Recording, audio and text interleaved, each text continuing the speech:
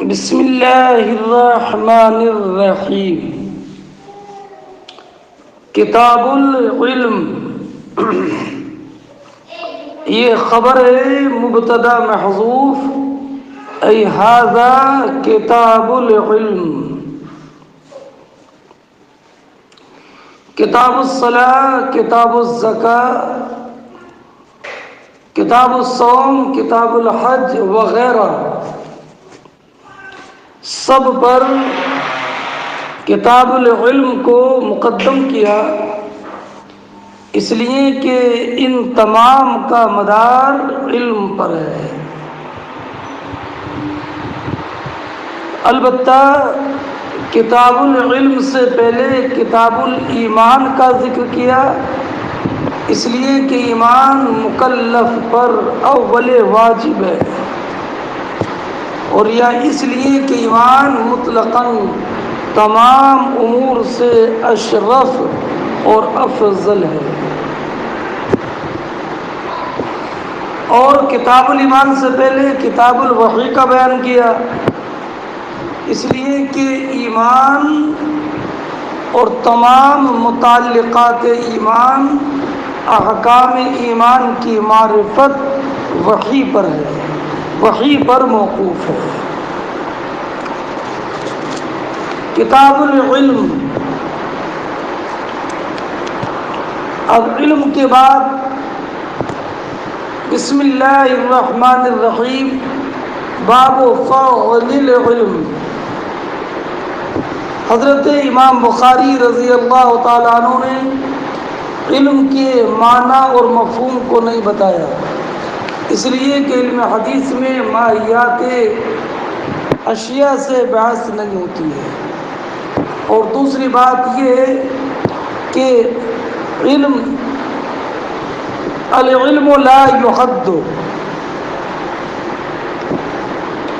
علم کی کوئی تعریف نہیں ہے۔ اب عدم تحدید کے دو اسباب ہیں۔ بعض علماء کے نزدیک اس لیے کہ چونکہ علم اجلا بدیہیات سے ہے، اور بعض علماء کے نزدیک اس وجہ سے کہ علم کی تعریف بہت مشکل ہے، اور بعض لوگوں نے علم کی تعریف کی ہے جو آپ نے پڑھی ہے شرح قائد میں، العلم صفۃ توجب تمیزا لا يحتمل النقیض فی الامور المعنویہ۔ بہرحال اب امام بخاری رضی اللہ تعالی عنہ نے باب قائم کیا، باب فضل العلم۔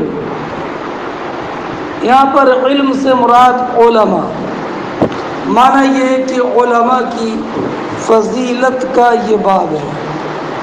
یہ میں اس لیے کہہ رہا ہوں چونکہ ایک باب اور آئے گا آگے چل کر، باب فضل العلم، تو یہ شائبہ نہ ہو کہ یہ تو باب کی تکرار ہے۔ تکرار اس لیے نہیں ہے کہ یہاں پر فضل علم سے مراد ہے فضل علماء۔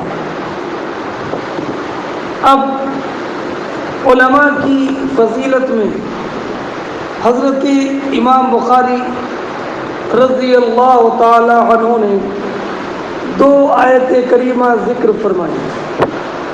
پہلی آیت یرفع اللہ الذین آمنوا منکم والذین اوتوا العلم درجات،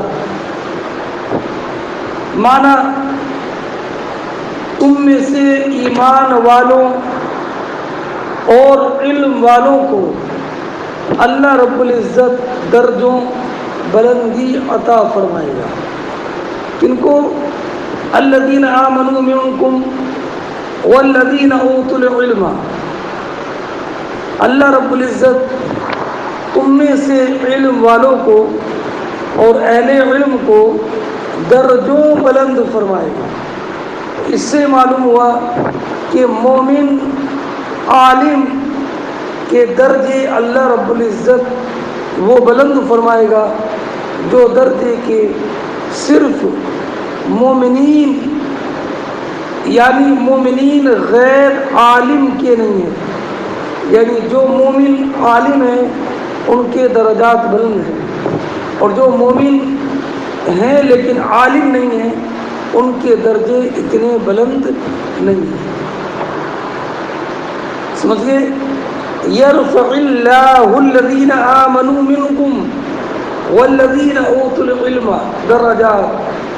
تو یہاں پر درجوں کی جو بلندی ہے وہ ایمان اور عالم دونوں کے لیے ہے۔ اس سے معلوم ہوا کہ جو لوگ جو ایمان والے ہیں اور علم والے ہیں ان کے درجے ان پر بلند ہیں جو کہ صرف ایمان میں آئے اور علم نہیں ہے۔ ابھی درجے بلند کرنے کا معنی ثواب و کرامت میں بلند فرمائے گا، اور یہ دنیا میں ان کی فضیلت اور مرتبے کو بلند کر کے، اور یہ آخرت میں اللہ رب العزت علماء کے درجے بلند فرمائے گا اور مومنین پر جو کہ عالم نہیں۔ اچھا، اگلی دوسری آیت کریمہ دیکھیں، وَقُلْ رَبِّ زِدْنِی عِلْمًا، اور اے محبوب یہ دعا کیجئے کہ اللہ رب العزت میرے علم کو قرآن کے ذریعے اور زیادہ فرمائے۔ اللہ رب العزت نے اپنے پیارے حبیب علیہ السلام کو کسی چیز میں زیادتی طلب کرنے کا حکم نہیں دیا سوائے علم کے۔ اور حضرت موسیٰ علیہ السلام نے بھی حضرت خضر سے کہا تھا، هل اتبعك على ان تعلمنی مما علمت رشدا۔ تو اس طلب زیادت علم کی سے یہ بات بالکل واضح طور پر ثابت ہو جاتی ہے کہ علم فضیلت صفت فضیلت ہے، تبھی تو اس کی زیادتی کے طلب کرنے کا حکم دیا، اور جب علم صفت فضیلت ہے تو لا محالہ یہ صفت علم جس کے ساتھ قائم ہو لا محالہ وہ افضل اور اعلیٰ ہوگا۔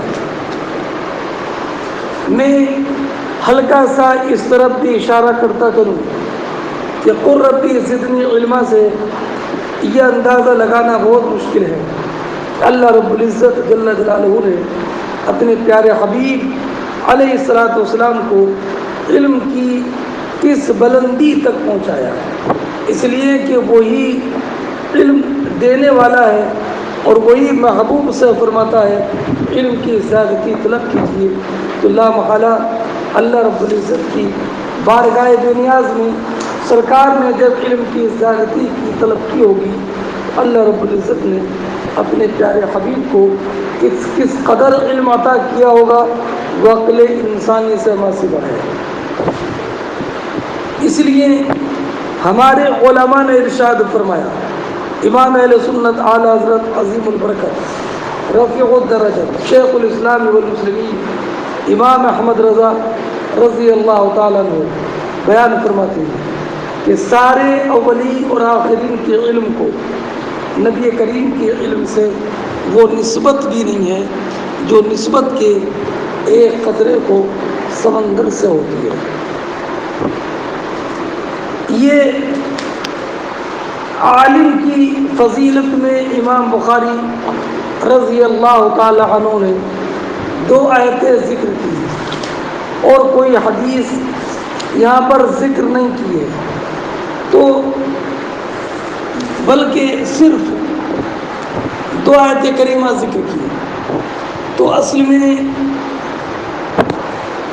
امام بخاری رضی اللہ تعالی عنہ کی عادت کریمہ تھی کہ آپ باب قائم کر دیتے اور جب اس عنوان پر ایسی حدیث جو امام بخاری کی شرط پر وہ مل جاتی تو وہ درج وہاں پر درج کر دیتے، حدیث بعد میں درج کرتے جب مل جاتی۔ تو کئی جگہ پر ایسا ہوا کہ امام بخاری نے باب قائم کیا اور باب کا عنوان لکھ دیا لیکن کوئی حدیث نہیں دی، تو وجہ وہی ہے کہ بیاض چھوڑ دیا تھا کہ بعض میں حدیث لکھیں گے لیکن بعد میں وہ حدیث نہیں لکھ سکے۔ اور یہ امام بخاری رضی اللہ تعالیٰ عنہ نے یہ بات علماء کی فضیلت کا متعین کیا، 2 آیت کریمہ ذکر کی اور کوئی حدیث ذکر نہیں کی، اشارہ کیا اس طرف کہ علماء کی فضیلت میں کوئی حدیث ایسی سند کے ساتھ مروی نہیں ہے جو سند امام بخاری کی شرط پر پوری اترتی ہے۔ اچھا، اگلا باب دیکھیے، باب من سئل علما وهو مشتغل في حديثه فأتم الحديث ثم أجاب السائل۔ یہ بات اس بارے میں کہ جو انسان جس سے کوئی علم کا سوال کیا گیا اور وہ عالم کسی دوسری بات میں مشغول ہے تو پہلے اپنی بات کو مکمل کر لے اور پھر اس سائل کے سوال کا جواب دے۔ سمجھئے، یعنی اگر عالم سے کوئی مسئلہ معلوم کیا گیا اور عالم پہلے سے کوئی دوسرا مسئلہ بتا رہا ہے تو پہلے اس مسئلے کو مکمل کر دے اور پھر بعد میں سائل کے سوال کا جواب دے۔ پہلا باب تھا علماء کی فضیلت کے بیان کا، اور یہ بات اس بارے میں ہے کہ وہ عالم جس سے کوئی مشکل مسئلہ معلوم کیا جائے، اور یہ بھی بتانا ہے کہ مشکل مسائل علماء فضلاء ہی سے معلوم کیے جائیں۔ اب پہلے میں پوری حدیث پاک آپ کو بتاتا ہوں۔ حضرت عطا ابن یسار رضی اللہ تعالیٰ عنہ بیان فرماتے ہیں حضرت ابو ہریرہ سے روایت کر کے کہ ابو ہریرہ نے کہا کہ نبی کریم علیہ الصلوۃ والسلام ایک مجلس میں تھے، یحدث القوم، لوگوں سے بات چیت کر رہے تھے۔ ایک اعرابی آئے اور ان اعرابی نے آ کر سوال کیا، متی الساعہ، سرکار قیامت کب آئے گی؟ قیامت کب آئے گی؟ اب سرکار نے ان کے سوال کی طرف کوئی توجہ نہیں کی، بلکہ جو بات سرکار پہلے بیان فرما رہے تھے اسی بات کو بیان کرتے رہے۔ سرکار کے اس عدم التفات سے بعض صحابہ کرام علیہم الرحمۃ والرضوان نے یہ سمجھا کہ سرکار نے سائل کے اس سوال کو سنا ہی نہیں ہے، اور بعض صحابہ کرام علیہم الرحمۃ والرضوان نے یہ سمجھا کہ سرکار نے ان کا سوال تو سن لیا مگر التفات نہیں فرمایا، اس لیے کہ سرکار نے اس سوال کو ناپسند کیا ہے۔ چونکہ قیامت کب آئے گی یہ بات نہ معلوم کرنے کی ہے اور نہ بتانے کی ہے، اس لیے کہ بس اتنا یقین کافی ہے کہ قیامت بلا شبہ برحق ہے، لیکن قیامت کے بارے میں سوال کرنا یہ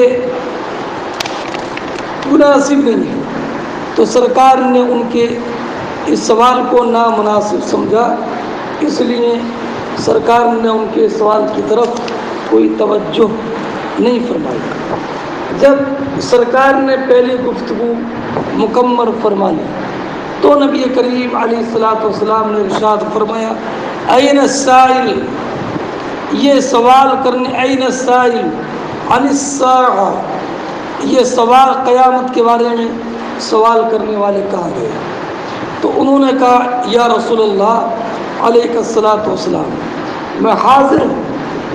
تو نبی کریم علیہ الصلاۃ والسلام نے ارشاد فرمایا اذا وسد الامر الى غیر اہلہ فانتظر الساعہ، اے سنو، جب اذا نہیں فرمایا اذا ضیعت الامانۃ فانتظر الساعہ، جب امانتوں کو ضائع کیا جائے تو قیامت کا انتظار کرو۔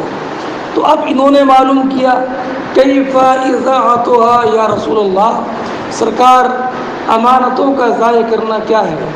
تو سرور کائنات علیہ الصلاۃ والسلام نے ارشاد فرمایا اذا وسد الامر الى غیر اہلہ فانتظر الساعہ، جب دینی معاملات نااہلوں کے سپرد ہو جائیں، دینی معاملات جیسے منصب تدریس، منصب قضاء، منصب افتاء، منصب امامت وغیرہ، جب یہ دینی معاملات نااہل کے سپرد ہو جائیں تو قیامت کا انتظار کرو۔ یعنی جب اہل موجود نہ رہے، علم ضائع ہو جائے، نااہل اہلوں کی جگہ لے لیں، تو سمجھو کہ قیامت کا وقت قریب آ گیا۔ آپ سمجھیے، تو اب نبی کریم علیہ الصلاۃ والسلام نے ان کے سوال کا جواب نہیں دیا تھا جب تک کہ پہلی بات مکمل نہیں کی۔ تو اس سے معلوم ہوا کہ عالم اگر پہلے سے کوئی مسئلہ بیان کر رہا ہے تو پہلے اس مسئلے کو مکمل کرے اور بعد میں سوال کرنے والے کے سوال کا جواب دے۔ ایسے ہی مفتی کے لیے مناسب ہے کہ پہلے اس استفتاء کا جواب لکھے جو استفتاء کے پہلے آیا تھا۔ اچھا، اب اس حدیث سے اگر کلام کے بیچ میں کوئی سوال کرے تو اس تعلق سے ذرا تفصیل ہے۔ اگر سوال بہت اہم ہے اور تو پہلی بات کو چھوڑ کر کے پہلے اس کا جواب دے دے، یہاں تک کہ چاہے نماز کو مؤخر کرنا پڑے۔ اور اگر یہ سوال زیادہ اہم نہیں ہے تو پہلی بات کو مکمل کرے اور بعد میں سائل کے سوال کا جواب دے۔ اس حدیث سے کئی باتیں معلوم ہوئی۔ پہلی بات تو یہ معلوم ہوئی کہ متعلم کے لیے ادب یہ ہے کہ اگر عالم اور مدرس کسی بات وغیرہ میں مشغول ہو تو اس وقت میں کوئی سوال نہ کرے، تاکہ استاد عالم کی بات بیچ میں کٹ نہ جائے۔ اور دوسری بات یہ معلوم ہوئی کہ عالم کو بھی متعلم کے ساتھ نرمی کرنا چاہیے، اگرچہ وہ اپنے سوال میں درستگی پر نہ ہو، اس لیے کہ نبی کریم علیہ الصلاۃ والسلام نے اس کے سائل کے سوال پر کوئی توبیخ نہیں فرمائی، بلکہ بعد میں بات مکمل کرنے کے بعد اس کی بات کا جواب دیا۔ ایک بات یہ معلوم ہوئی کہ اگر عالم نے کوئی بات کہی اور وہ متعلم کی سمجھ میں نہ آئی تو وہ دوبارہ سے معلوم کر لے۔ جیسے سرکار نے فرمایا تھا کہ اذا ضیعت الامانۃ فانتظر الساعہ، تو یہ سائل امانت کا ضیاع کیسا ہوگا یہ نہیں سمجھ پائے تھے، تو انہوں نے معلوم کیا تھا کیف اضاعتها یا رسول اللہ۔ اور اس سے ایک بات یہ معلوم ہوئی کہ متعلم کے سوال کا فوراً جواب دینا یہ عالم پر واجب نہیں ہے، بلکہ اگر مصلحت سمجھے تو جواب کو مؤخر کر دے۔ اور اس میں یہ بھی معلوم ہوا کہ عالم کے لیے مناسب ہے کہ سوالات کی ترتیب کے سوالات کے جواب میں سوالات کی ترتیب کا لحاظ رکھے۔ اچھا، اب آپ ذرا اس حدیث کا ترجمہ کیجیے۔ ابو ہریرہ فرماتے ہیں کہ بینما النبی صلی اللہ علیہ وسلم یحدث القوم، اسی درمیان کہ نبی کریم علیہ الصلوۃ والسلام کچھ لوگوں سے بات چیت کر رہے تھے، جاءہ اعرابی، یہ اعراب کی طرف منسوب ہے۔ اعراب وہ لوگ کہ جو کہ گاؤں میں رہتے ہیں، شہروں میں بہت کم آتے ہیں، اور اس کی طرف نسبت کرتے ہوئے اعرابی کہا جاتا ہے۔ اور عربی الگ ہے، میں نے پہلے بتایا تھا کہ مقام عربہ میں رہنے والے عرب عربی کہلاتے ہیں، تو عرب کی طرف نسبت کرتے ہوئے عربی کہا جاتا ہے، اور اعراب کی طرف نسبت کرتے ہوئے اعرابی کہا جاتا ہے۔ تو اعرابی آئے فقال متی الساعہ، اصل میں یہ سبعہ ہے، واو متحرک ما قبل مفتوح ہونے کی وجہ سے واو کو الف سے بدل دیا ہے۔ اور ساعہ وہ وقت جس میں قیامت آئے گی، اور قیامت کو ساعت اس لیے کہتے ہیں کہ چونکہ وہ اچانک ایک پل میں آ جائے گی، اور سب لوگ ایک ہی چیخ میں سب مر جائیں گے۔ اب نبی کریم علیہ الصلوۃ والسلام نے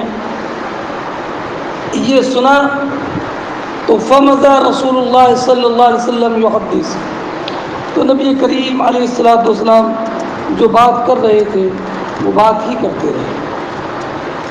فقال بعض القوم، تو بعض لوگوں نے کہا سمع ما قال، انہوں نے جو کہا وہ سرکار نے سن لیا۔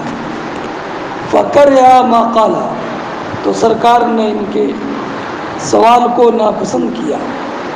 اور بعض نے کہا کہ بل لم یسمع، سرکار نے ان کی بات سنی نہیں ہے۔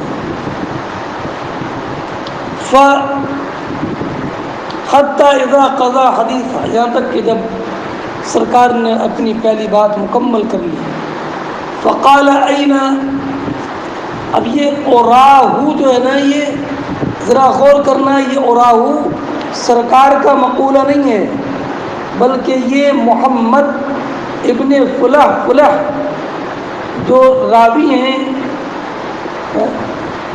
محمد بن فلح کا مقولہ اوراہو، کہ سرکار نے فرمایا این، اب یہ محمد ابن فلح کہتے ہیں اوراہو، میرا گمان یہ ہے کہ سرکار نے یہ کہا این السائل عن الساعہ، بھیا اس پر توجہ کرنا، اوراہو یہ سرکار کا مقولہ نہیں ہے، محمد ابن فلح کا مقولہ ہے۔ اوراہو السائل عن الساعہ، سرکار نے یا تو اینا کہا، کہاں ہے وہ، اور یا یہ کہا، اور محمد ابن فلح کہتے ہیں کہ میرا گمان یہ ہے کہ یہ کہا این السائل عن الساعہ، قیامت کے بارے میں سوال کرنے والے کہاں چلے گئے۔ فقال ہا انا یا رسول اللہ، ہا یہ حرف تنبیہ ہے، اور یہ جواب کے لیے بھی ذکر کیا جاتا ہے، مانا ہا جی، انا یا رسول اللہ، سرکار میں حاضر ہوں، سرکار میں حاضر ہوں۔ تو سرکار نے ارشاد فرمایا فَإِذَا ضُيِّعَتِ الْأَمَانَةُ فَانْتَظِرِ السَّاعَةَ، جب امانتوں کو ضائع کیا جائے تو تم قیامت کا انتظار کرو۔ اب انہوں نے پھر دوسرا سوال کیا کیف اضاعتها یا رسول اللہ، سرکار امانتوں کا ضائع کرنا کیا ہوگا۔ تو سرکار نے فرمایا اذا وسد الامر الى غیر اہلہ فانتظر الساعہ، جب دینی معاملات نااہلوں کے سپرد کیے جائیں تو تم قیامت کا انتظار کرو۔ اگلا باب دیکھو، باب من رفع صوتہ بالعلم، یہ باب اس انسان کے بارے میں کہ جو علمی بات میں اپنی آواز کو بلند کرے، علمی بات میں اپنی آواز کو بلند کرے، یعنی بلند آواز سے مسئلہ بتائے تاکہ حاضرین بھی توجہ کے ساتھ سن لیں اور جو غائبین ہیں ان تک یہ حاضرین پہنچا دیں۔ اب رہا یہ معاملہ کہ اس دونوں پہلے والے باب سے اس باب کی مناسبت کیا ہے، تو پہلے باب میں یہ مذکور تھا کہ سائل علم کی بات سوال کرے گا، تو عالم کبھی اگر سائل کی غفلت کا اندیشہ کرے تو جواب میں اپنی آواز کو بلند کرتا ہے۔ اس لیے یہاں پر یہ باب قائم کیا کہ عالم کا اپنی بات کو اپنی بات بتانے میں اپنی آواز کو بلند کرنا یہ بلا شبہ جائز ہے۔ حضرت عبداللہ ابن عمرو ابن عاص سے یہ روایت ہے۔ بھائی پہلے آپ روایت سنیے۔ روایت یہ ہے کہ نبی کریم علیہ الصلوۃ والسلام مکہ مکرمہ سے مدینہ طیبہ واپس تشریف لا رہے تھے۔ یہ حدیث کئی جگہ پر آئے گی، اس لیے قاعدے سے ایک مرتبہ ذہن نشین کر لیں۔ صحابہ کرام علیہم الرحمۃ والرضوان سفر میں کچھ نبی کریم علیہ الصلوۃ والسلام سے آگے تھے۔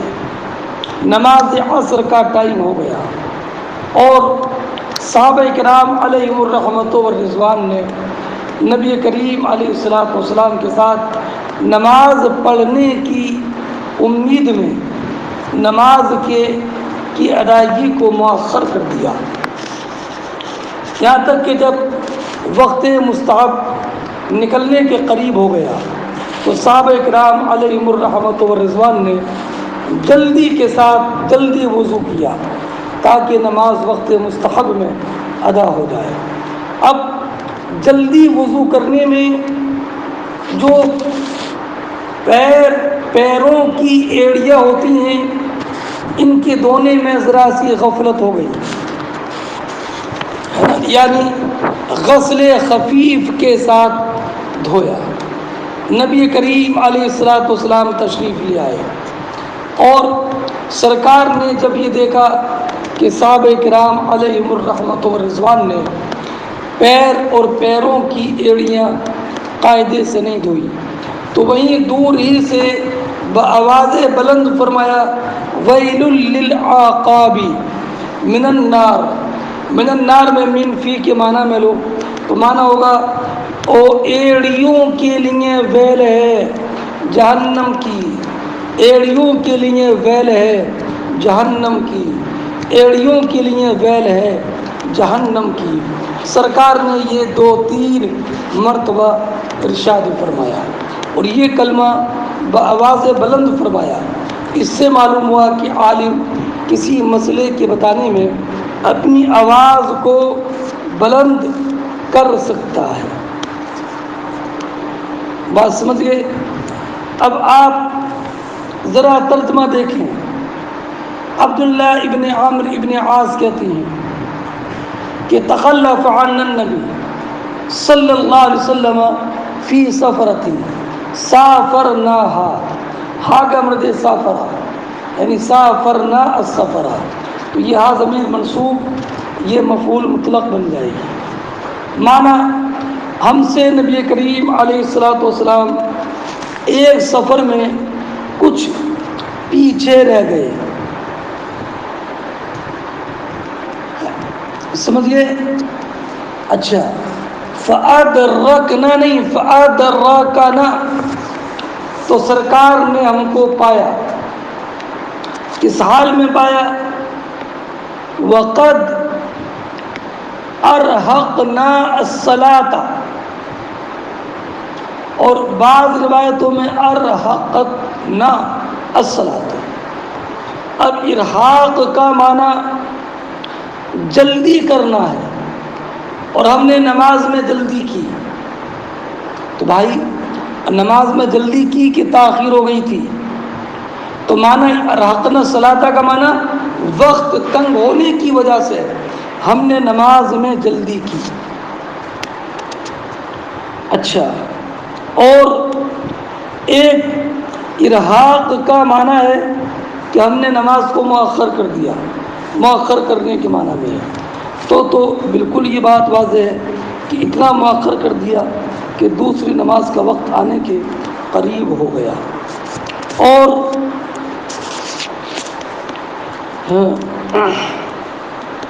اچھا، تو اب اگلا جملہ فَجَعَلْنَا نَمْسَحُ عَلَىٰ أَرْجُلِنَا، تو ہم اپنے پیروں پر مسح کرنے لگے۔ لیکن یاد رکھنا کہ یہاں پر مسح سے مراد مسح حقیقی نہیں ہے، بلکہ مراد یہ ہے کہ ہم پیروں کو بہت ہلکا دھونے لگے، ہلکا دھونے لگے، ہے نا، غسل خفیف کے ساتھ، اس لیے کہ دوسری روایتوں میں جو لفظ ہے وہ لفظ نمسحو کا معنی نہیں ہے، نمسحو کا لفظ نہیں ہے، بلکہ وہاں پر الگ جملہ ہے۔ الگ جملہ کیا کہ رأى قوما توضؤوا وكأنهم تركوا من أرجلهم شيئا، وكأنهم تركوا من أرجلهم شيئا۔ تو دوسری روایت کا یہ لفظ اس بات کی تعین کرتا ہے کہ انہوں نے تو اپنے پیروں پر مسح نہیں کیا تھا، بلکہ پیر دھوئے تھے، لیکن ان کا غسل مسح سے قریب تھا۔ اس لیے نبی کریم علیہ الصلوۃ والسلام نے ارشاد فرمایا، کیا فرمایا؟ ایک روایت میں اسبغ الوضوء، اے لوگو قاعدے سے وضو کرو، سارے اعضائے وضو پر پانی بہاؤ، ہے نا۔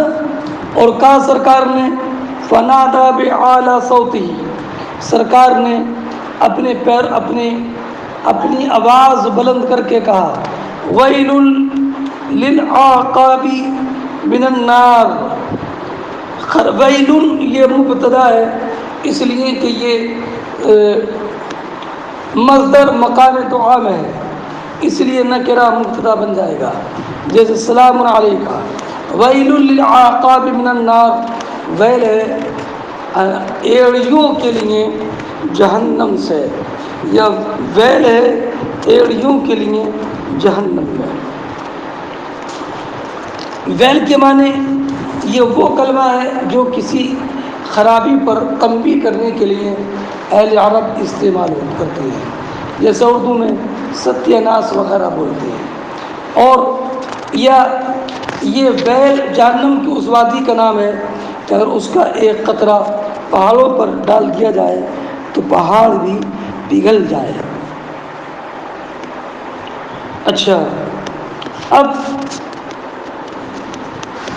اس سے جو باب قائم کیا تھا اس باب کی طرف تو اشارہ ہو ہی گیا، اور اس سے چند باتیں معلوم ہوئی۔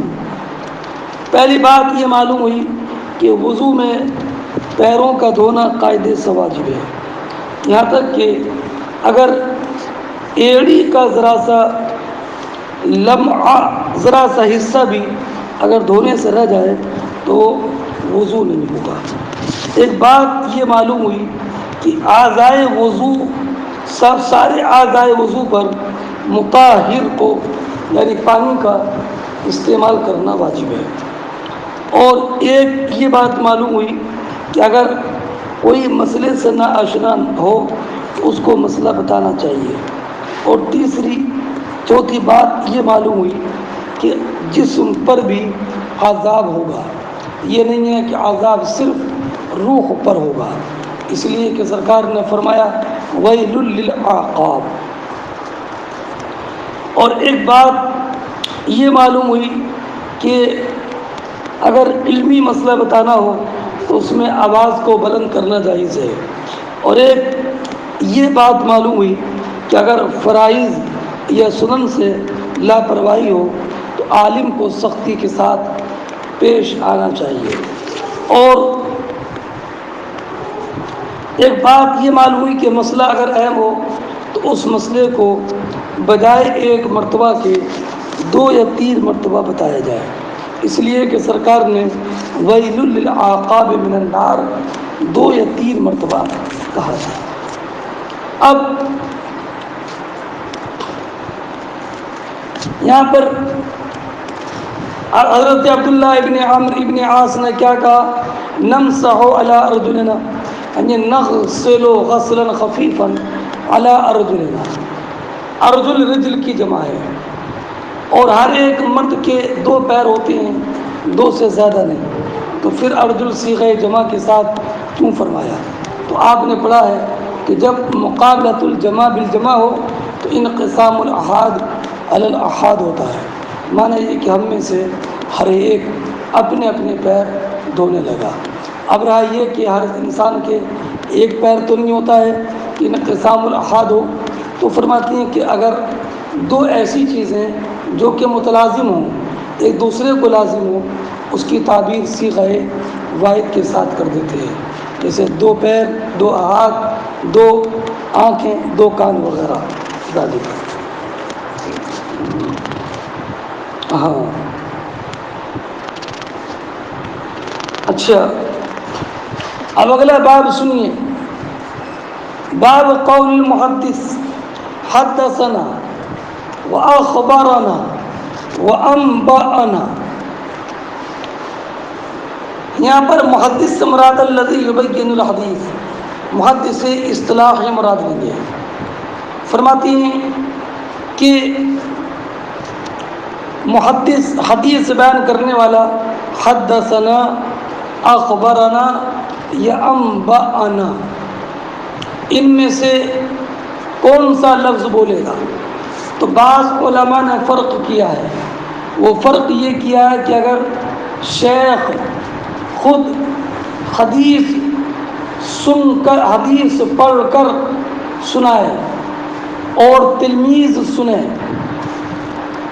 اور تلمیذ سننے والا ایک تنہا ہو تو یہ حدثنی کہے گا، اور اگر سننے والے اس کے علاوہ دوسرے بھی ہوں تو حدثنا کہے گا۔ اور اگر شاگرد پڑھے اور استاد سن کر اس کی تائید کر دے اور پڑھنے والا تنہا ہو، اس کے ساتھ کوئی دوسرا نہ ہو، تو یہ اخبرنی فلاں کہے گا، اور اگر دوسرا بھی اس کے ساتھ سننے والا ہو تو یہ اخبرنی، نہیں سمجھے اخبرنا، نہیں سمجھے بات؟ یعنی مثلا زید محدث ہے اور اس کے شاگرد عمر نے اس کے سامنے حدیث بیان کی، کس کے؟ زید محدث کے، اور اس محدث زید نے حدیث سن لی اور اس کی تائید کر دی، تو یہ حدیث کی روایت کرتے وقت کہہ سکتا ہے حدث اخبرنی زید، اگرچہ زید نے خبر نہیں دی ہے مگر اس کے سامنے پڑھا گیا اور اس نے تائید کر دی، تو اس کی تائید کرنے کی وجہ سے اس سے روایت کر سکتا ہے۔ بات سمجھ گئے بھائی؟ سمجھ گئے؟ تو بعض علماء نے یہ فرق کیا ہے کہ اگر شیخ پڑھے شاگرد سنے، تو اب جب شاگرد روایت کرے گا تو حدثنی بولے گا، حدثنی زید، اور اس کے ساتھ بھی سننے والے ہوں تو حدثنا، اور اگر زید محدث نے حدیث نہیں پڑھی، اس کے سامنے خالد یہ عمر شاگرد نے پڑھی اور پڑھنے والا اکیلا ہے اور زید محدث نے تائید کر دی، تو بھی کہے گا اخبرنی زید، اور اگر اس کے ساتھ کوئی دوسرے بھی ہیں تو کہے گا اخبرنا زید۔ سمجھ گئے؟ تو بعض علماء نے یہ فرق کیا ہے، مگر امام بخاری کا مذہب یہ ہے کہ قراءۃ الشیخ علی التلمیذ ہو یا قراءۃ التلمیذ علی الشیخ ہو، اس میں حدثنا، اخبرنا، انبأنا سب کا حکم ایک ہے، سب کا حکم ایک ہے۔ اب رہا یہ معاملہ کہ اس کی مناسبت پہلے والے باب سے کیا ہے، تو پہلے باب سے یہ ہے کہ جب اس نے پہلے باب میں یہ بتایا تھا کہ بلند آواز سے علمی بات کرنا، تو بلند آواز سے علمی بات کہی جائے گی تو حاضرین تو سن لیں گے، لیکن غائبین کو حدیث پہنچائی جائے گی تو ادائیگی کا صیغہ کیا ہوگا، اس سے امام بخاری نے یہاں پر ذکر کیا ہے۔ فرماتے ہیں کہ قال لنا الحمیدی، امام بخاری فرماتے ہیں کہ مجھ سے ہمارے شیخ حمیدی نے کہا کہ ہمارے شیخ سفیان ابن عیینہ کے نزدیک حدثنا، اخبرنا، انبأنا اور سمعت کان واحدہ، یہ سب ایک تھے۔ اب حدیث تو آگے آئے گی، مگر یہ بتانا ہے کہ حدیث کی ادائیگی کا صیغہ کیا ہوگا، خالی صیغہ بتانا ہے، حدیث نہیں۔ قال عبداللہ ابن مسعود حدثنا رسول اللہ وہ صادق المصدوق، اور سرکار صادق و مصدوق ہے، حدثنا رسول اللہ، یہاں پر لفظ حدثنا ہے۔ وقال شقیق، ابو وائل ہے یہ، عن عبداللہ سمعت النبی صلی اللہ علیہ وسلم کلمۃ کذا، کلمۃ کذا، تو یہاں پر کیا لفظ سمعت ہے۔ وقال حذیفہ حدثنا رسول اللہ صلی اللہ علیہ وسلم حدیثین، تو یہاں پر حذیفہ نے کیا بیان کیا، حدثنا۔ یہ حذیفہ ابن یمان ہیں، یہ بھی صحابی ہیں، ان کے والد بھی صحابی ہیں اور ان کی والدہ بھی صحابی ہیں، اور ان کے والد حضرت یمان یہ غزوہ احد میں شہید ہو گئے تھے مسلمانوں کے ہاتھوں ہی سے خطأً، جیسے کہ آپ بخاری شریف دل لسانی کتاب المغازی میں واقعہ پڑھیں گے۔ اور یہ نبی کریم علیہ الصلوۃ والسلام کے صاحب سر تھے، رازوں کے سب سے بڑے عالم تھے۔ یہ نبی کریم علیہ الصلوۃ والسلام سے زیادہ کر فتنے اور شر کے بارے میں کے احوال کے بارے میں سوال کیا کرتے تھے، اور ان کا عالم یہ تھا کہ جب کسی کا انتقال ہو جاتا خلافت عمر فاروق میں تو حضرت عمر بن خطاب رضی اللہ تعالی عنہ دیکھتے کہ اگر حذیفہ جنازے کی نماز میں حاضر ہیں تو حضرت عمر بھی تشریف لے جاتے، اور اگر حضرت حذیفہ نے نماز نہیں پڑھی ہے تو حضرت عمر بھی نماز نہیں پڑھتے۔ ان کا وصال عراق کے شہر مدائن میں ہوا سن 36 ہجری میں، حضرت عثمان کی شہادت کے 40 دن بعد۔ فرماتی ہے وقال ابو العالیہ عن ابن عباس عن النبی صلی اللہ علیہ وسلم یروی عن ربہ، نبی کریم اپنے رب سے روایت کرتے ہیں کہ رب نے یہ فرمایا، روایت النبی عن رب ہی ہوگا۔ ابو ہریرہ فرماتے ہیں عن النبی یروی عن ربکم تبارک و تعالی، تو اس سے یہ معلوم ہوا کہ روایت حدثنا سے ہو یا سمیتوں سے ہو یا صیغہ عن کے ساتھ ہو، سب کا حکم ایک ہی ہے جبکہ راوی صحابی ہے۔ اب حضرت قتیبہ ابن سعید کی روایت سنو، حضرت عبداللہ ابن عمر رضی اللہ تعالی عنہ سے مروی ہے کہ وہ بیان فرماتے ہیں، یہ حدیث بھائی کئی جگہ پر آئے گی اس لیے میں بھی تفصیل سے بتا دیتا ہوں۔ عبداللہ ابن عمر رضی اللہ تعالیٰ عنہ بیان فرماتے ہیں کہ نبی کریم علیہ الصلوۃ والسلام کی بارگاہ میں کھجور کا ایک خوشہ لایا گیا، اور نبی کریم علیہ الصلوۃ والسلام اس خوشے سے کھجور تناول فرما رہے تھے۔ اب نبی کریم علیہ الصلوۃ والسلام نے صحابہ کرام علیہم الرحمۃ والرضوان سے ایک یہ بات معلوم کی، اے میرے صحابہ بتاؤ، ایک درخت ہے کہ جس کا حال مسلم کے حال کے مثل ہے، بتاؤ وہ درخت کون سا ہے؟ تو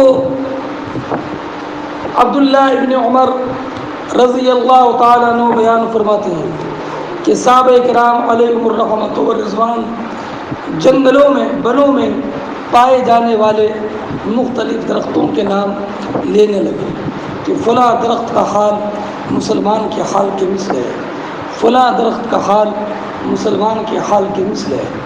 پھر صحابہ کرام علیہم الرحمۃ والرضوان نے عرض کیا، یا رسول اللہ علیہ الصلوۃ والسلام آپ ہی بتائیے۔ تو نبی کریم علیہ الصلوۃ والسلام نے ارشاد فرمایا، وہ درخت کھجور کا درخت ہے، وہ درخت کھجور کا درخت ہے، یعنی مسلم کا حال مشبہ اور کھجور کے درخت کا حال مشبہ بھی۔ اور وجہ تشبیہ کیا ہے ابھی وضاحت کرتا ہوں۔ حضرت عمر ابن خطاب رضی اللہ تعالیٰ عنہ جب واپس آنے لگے تو عبداللہ ابن عمر نے عرض کیا، میرے والد، میرے دل میں تو آ رہی تھی کہ میں یہ بتا دوں کہ وہ کھجور کا درخت ہے، لیکن مجھے حیا آئی کہ میں بھی بچہ ہوں اور بڑے بڑے صحابہ کرام علیہم الرحمۃ والرضوان موجود ہیں، تو ان کی موجودگی میں کیا بولوں؟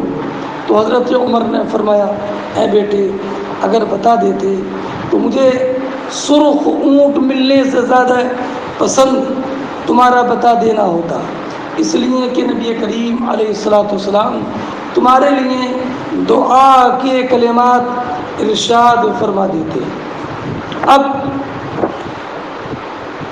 یہ تو حدیث پاک ہے، اب حدیث پاک میں محل ترجمہ کیا ہے وہ بتاتا ہوں، اور وجہ تشبیہ کیا ہے وہ بتاتا ہوں۔ تو آپ پہلے وجہ تشبیہ سنیے۔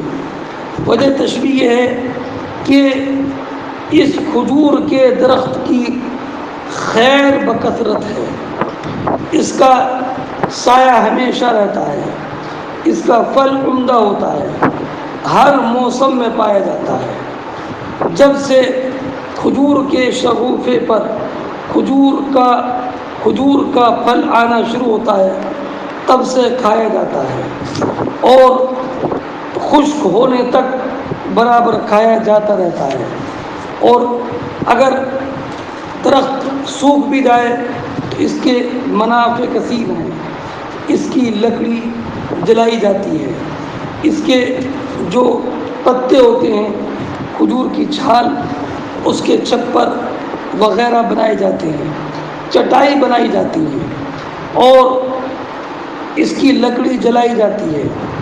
تو اور اس کی جو جڑ ہوتی ہے اس جڑ کو کھوکھلا کر کے اس کو برتن کی شکل میں بناتے ہیں، اور کھجور کی چھالوں کی رسیاں بٹی جاتی ہیں، تو اس کے اور کھجور کے جو شاخیں ہوتی ہیں ان کے ڈنڈے بنائے جاتے ہیں۔ آپ سمجھ لیجئے کہ کھجور کا درخت کتنا زیادہ منافع پر مشتمل ہے۔ اب یہاں تک کہ کھجور کی جو گٹھلی ہوتی ہے وہ بھی اونٹوں کو کھلائی جاتی ہے۔ اب کھانا بھی اس کا عمدہ، اور اس کی شاخیں بھی کام کی، لکڑی بھی کام کی، پھل بھی کام کا، ایسی مسلمان۔ اب مشبہ میں وجہ تشبیہ دیکھو، ایسی مسلمان ہے اس لیے کہ اس میں بھی خیر بہت زیادہ ہے، چونکہ یہ اللہ رب العزت کا اطاعت شعار ہوتا ہے، عمدہ اخلاق کا حامل ہوتا ہے، نماز کا پابند ہوتا ہے، روزوں کا پابند ہوتا ہے، اور صدقہ اور ذکر الہی اور تمام طاعتوں میں لگا رہتا ہے۔ تو جو خیر کثیر کھجور کے درخت میں ہے وہی خیر کثیر جو ہے وہ مسلمان میں ہے۔ اب حدیث پاک کا آپ ترجمہ کریں تو میں مطابقت باب بتاؤں۔ عبداللہ بن عمر کہتے ہیں کہ نبی کریم علیہ الصلوۃ والسلام نے فرمایا ان من الشجرۃ شجرۃ، بے شک درختوں میں سے ایک وہ درخت ہے کہ جس کے پتے گرتے نہیں ہیں، ورنہ مثل المسلم، مثل کے معنی صفت اور حال عجیب، اور اس کا حال مسلمان کے حال کے مانند ہے۔ فحدثونی ما ہی، اے میرے صحابہ بتاؤ، فحدثونی ما ہی، بتاؤ وہ کیا ہے۔ تو صحابہ کرام کے بتانے کے لیے کیا کہا؟ حدثونی، سمجھئے؟ تو اس سے معلوم ہوا کہ تلمیذ اگر اپنے شیخ کے سامنے پڑھے تو اس کو حدث بھی کہہ سکتا ہے۔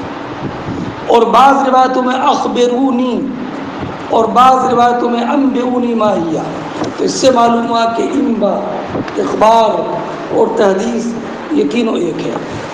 فوقع الناس فی شجر الوادی، تو لوگوں کے ذہن مختلف جنگل کے درختوں کی طرف ہے۔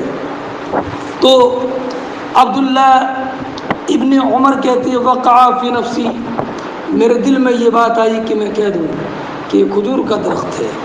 فاستحییت، تو میں نے اس سے حیا محسوس کی۔ حیا کیوں محسوس کی؟ اس لیے کہ اکابر صحابہ کرام علیہم الرحمۃ والرضوان تشریف فرماتے ہیں۔ تو اب لوگوں نے کہا حدثنا ما ہی یا رسول اللہ، سرکار آپ ارشاد فرمائیں وہ کون سا درخت ہے؟ تو سرکار نے فرمایا یہ نخلا، وہ کھجور کا درخت ہے۔ اس سے چند احکام، ایک تو بات وہی معلوم ہو گئی کہ حدثنا اخبرنا انبانا ایک ہے، اس سے یہ معلوم ہوئی، اس سے اور چند باتیں معلوم ہوئی۔ ایک بات یہ معلوم ہوئی کہ عالم استاد کوئی بات اپنے شاگردوں سے معلوم کر سکتا ہے تاکہ ان کے اذہان کی آزمائش ہو اور ان کو غور و فکر کی عادت پڑے۔ اور اس سے ایک بات یہ معلوم ہوئی کہ جب بڑے بیٹھے ہوں تو چھوٹوں کو نہیں بولنا چاہیے۔ اور تیسری بات یہ معلوم ہوئی کہ حیا مستحب ہے جب تک کہ کسی مصلحت کی تفویض نہ ہو۔ چوتھی بات یہ معلوم ہوئی کہ اس سے معلوم ہوا کہ پہلی معلوم کرنا یہ جائز ہے، لیکن اگر کوئی بتا نہ سکے تو اس کا جواب بھی بتا دے، لیکن پہلی وہی معلوم ہے، وہی جائز ہے جو پہلی کے دینی فہم پیدا کرنے کے لیے ہو، اور اگر سامنے والے کو عاجز اور رسوا کرنے کے لیے ہو تو یہ جائز نہیں ہے۔ اس لیے کہ سرکار نے مروی ہے حضرت معاویہ سے کہ سرکار نے نہا عن الاغلوطات، سرکار نے پہیلیوں سے منع کیا ہے۔ تو اس سے مراد وہی ہے کہ جو پہیلی کے سامنے والے کو رسوا کرنے کے لیے معلوم کی جائے۔ پانچویں بات یہ معلوم ہوئی کہ قوت فہم کے اضافے کے لیے امثال، مثل اور کہاوتیں بیان کرنا چاہیے۔ اسی سے یہ معلوم ہوا کہ تشبیہ کے لیے عموم نہیں ہے، اس لیے کہ اس میں تشبیہ حال مسلم کی درخت کے ساتھ ہے، حالانکہ تمام اوصاف میں مشارکت نہیں ہے۔ اور اس سے یہ معلوم ہوا کہ کبھی کبھی ایسا ہوتا ہے کہ بڑے عالم پر وہ بات مخفی رہ جاتی ہے اور چھوٹا کم درجے کا عالم اس بات کو جان لیتا ہے، اس لیے کہ علم تو ایک رب قدیر کی بارگاہ کا عطیہ ہے۔ وَأَنَّ الْفَضْلَ بِيَدِ اللَّهِ يُؤْتِيهِ مَن يَشَاءُ۔ اور آٹھویں بات یہ معلوم ہوئی کہ درخت، کھجور کا درخت بہت فضیلت والا ہے۔ سمجھ گئے؟ اچھا، اب اگلا بات دیکھیے، باب طرح الامام المسألة على اصحابه لیختبر ما عندهم من العلم۔ یہ بات اس بارے میں کہ امام استاد اپنے تلامذہ پر کوئی مسئلہ ڈالے یعنی مسئلہ معلوم کرے، تاکہ ان کے نزدیک جو علم ہے اس کی آزمائش ہو جائے۔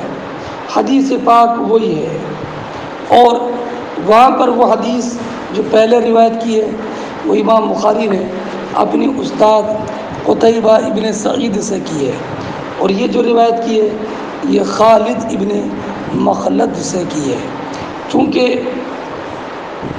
ایک حدیث سے کئی باتیں ثابت ہوتی ہیں، میں نے پہلے بتا دیا تھا، اس لیے بخاری شریف میں ایک حدیث کئی جگہ پر ذکر کی جاتی ہے۔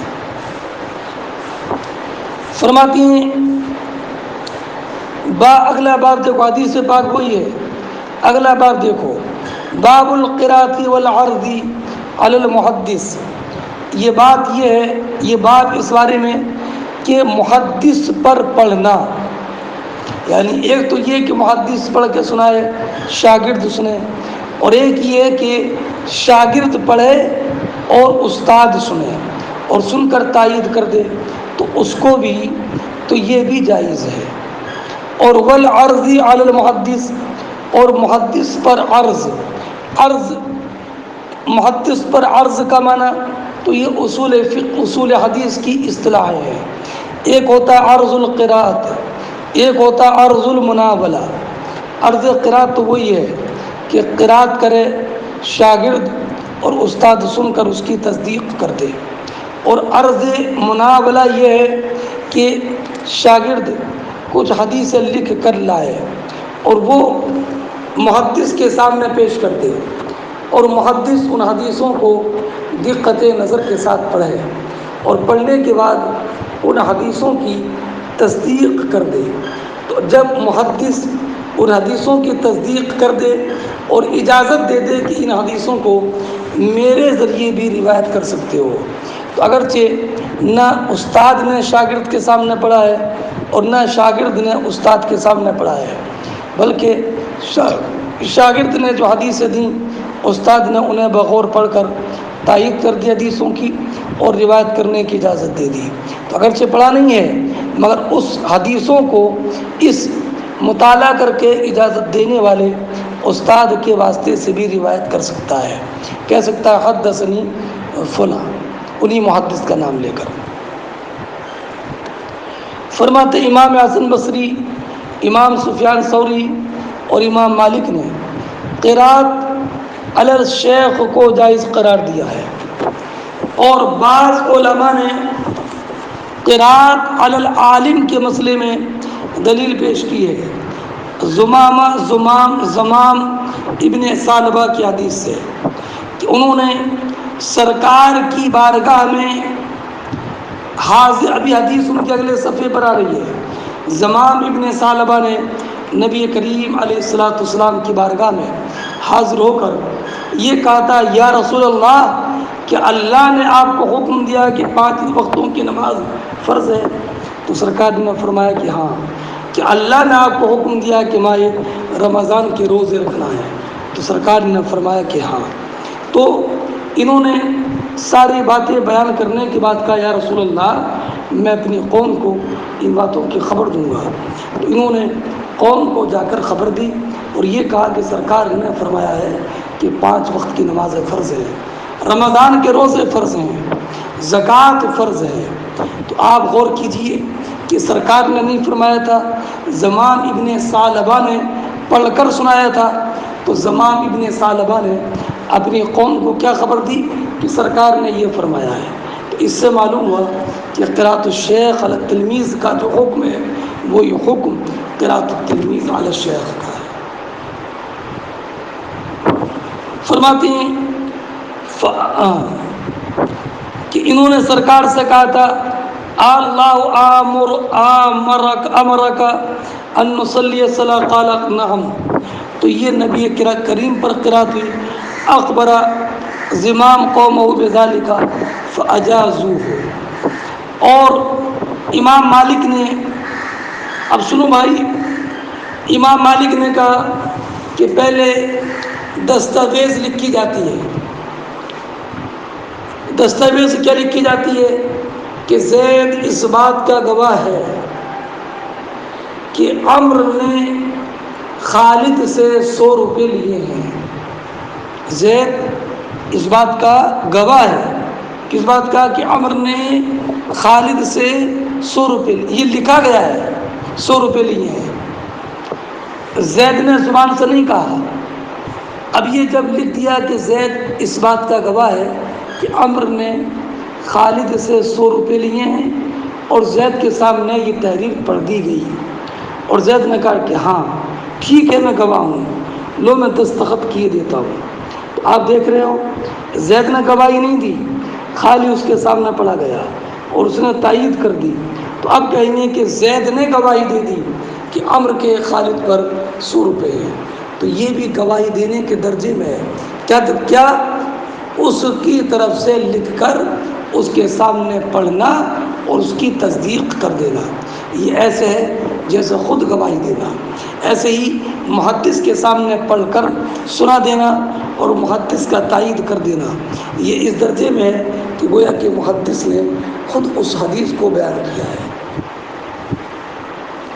اور امام مالک نے دلیل پیش کی بالشک کی اس دستاویز سے کہ جو قوم پر پڑھی جائے، اور جن قوم کے پاس پڑھی گئی، یعنی زید، بکر، خالد، محمود وغیرہ سب کے بارے میں کہا کہ سب اس بات پر گواہ ہیں، تو وہ کہیں گے اشہدنا فلاں، ہم کو فلاں نے گواہ بنا لیا ہے۔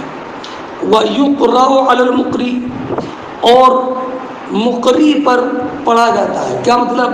کہ قرآن کریم، آپ نے قرآن کریم کے پارے کسی کو سنائے، اپنے استاد کو سنائے، استاد نے آپ کو پڑھ کے نہیں سنایا، آپ نے استاد کے پاس میں قرآن کریم کے پارے سنائے، استاد نے نہیں سنائے، استاد نے نہیں پڑھایا، آپ نے استاد کو پڑھ کے سنائے، تو اور استاد نے آپ کی قرات کی تصدیق کر دی، تو آپ کیا کہتے ہیں بعد میں؟ اقرأنی فلاں، مجھے فلاں نے پڑھایا ہے، حالانکہ فلاں نے پڑھایا نہیں ہے بلکہ سنایا ہے۔ اس سے معلوم ہوا کہ قراءت علی الشیخ کا حکم وہی ہے جو حکم کے قراءت شیخ کا ہے۔ فرماتے ہیں وَيُقْرَأُ عَلَى الْمُقْرِئِ، کہ مقری پر پڑھا جاتا ہے، تو مقری پڑھانے والے کے سامنے پڑھا جاتا ہے، تو قاری کہتا ہے اقرأنی فلاں۔ حسن بصری نے کہا کہ لا باس بالقراءۃ علی العالم، عالم پر قراءت میں کوئی حرج نہیں ہے۔ اور حضرت عبید اللہ بن موسیٰ نے روایت کی حضرت سفیان سے کہ حضرت سفیان نے کہا کہ جب محدث کے پاس پڑھا جائے تو اس میں کوئی حرج نہیں ہے کہ وہ یہ کہے کہ حدثنی فلاں، اس لیے کہ جب پڑھ کے سنا دیا اور انہوں نے اس کی تائید کر دی تو یہ ایسے ہے کہ جیسے کہ انہوں نے آپ کو خود پڑھ کے سنا دیا۔ فرماتے ہیں وقال سمعت ابا عاصم یقول عن مالک و سفیان القراءۃ علی العالم وقراءۃ سواء۔ فرماتے ہیں کہ میں نے ابو عاصم کو سنا، وہ کہتے ہیں امام مالک اور ابو حضرت سفیان سے روایت کر کے، امام مالک اور امام سفیان نے کہا کہ القراءۃ علی العالم وقراءۃ سواء، کہ عالم پر قراءت اور عالم کی قراءت دونوں برابر ہے، یعنی چاہے عالم کو پڑھ کر سنایا جائے تو بھی ویسے ہی ہے جیسے کہ عالم خود پڑھ کے سنائے، یعنی عالم کی قراءت اور عالم پر قراءت اس میں کوئی حرج نہیں ہے۔ حرج کس میں نہیں ہے؟ کہ اگر عالم نے پڑھ کے عالم کے پاس پڑھ کے سنا دیا تو حدثنی کہہ سکتا ہے، جیسے کہ اخبرنی کہہ سکتا ہے۔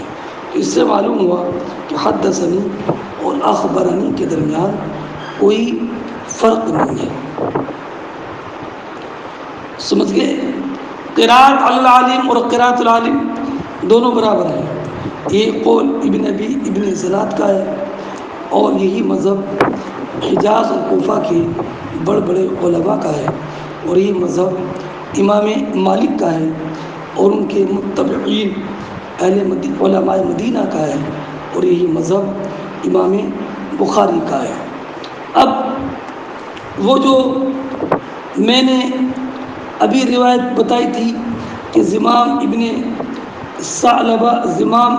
ابن ثعلبہ کی روایت ابھی آتی ہے، تو اب یہاں سے اس حدیث کا بیان ہے۔ چلیے، السلام علیکم ورحمۃ اللہ وبرکاتہ۔